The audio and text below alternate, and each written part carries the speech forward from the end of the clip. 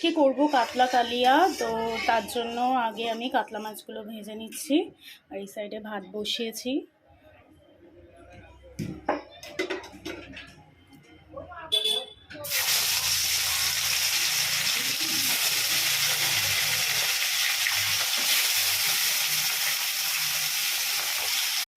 মাছগুলো লাল লাল করে ভেজে নিয়েছি, আর পেঁয়াজ টমেটো এখানে কেটে রেখেছি। প্রথমে কালো জিরে একটু ফোড়ন দিয়ে দিলাম,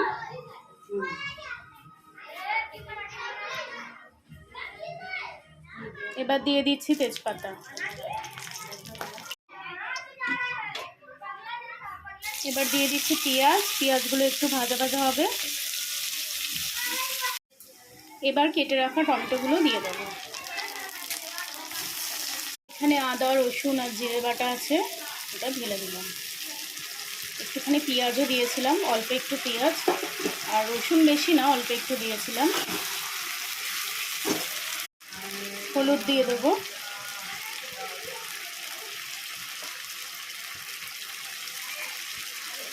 লঙ্কার গুঁড়ো,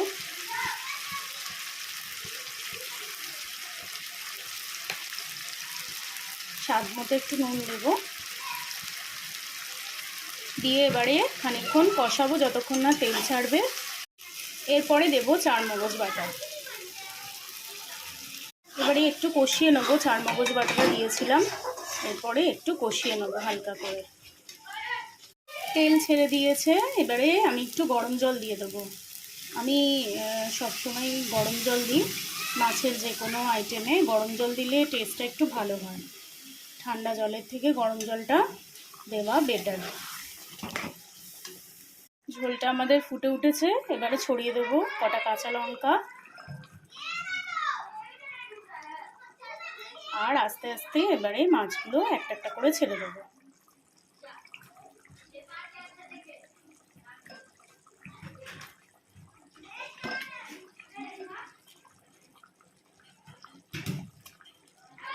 নামানোর আগে একটু ধনেপাতা ছড়িয়ে দিচ্ছি, এতে টেস্টটা আরও বেড়ে যায়। মাছের কালিয়া আমাদের একদমই রেডি। এবার আমরা ঢেলে নেব।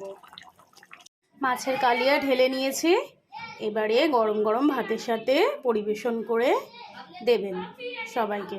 দেখবেন সবাই খুব পছন্দ করবে এই রেসিপিটা। একবার ট্রাই করবেন, ট্রাই করে আমাকে অবশ্যই কমেন্ট বক্সে জানাবেন।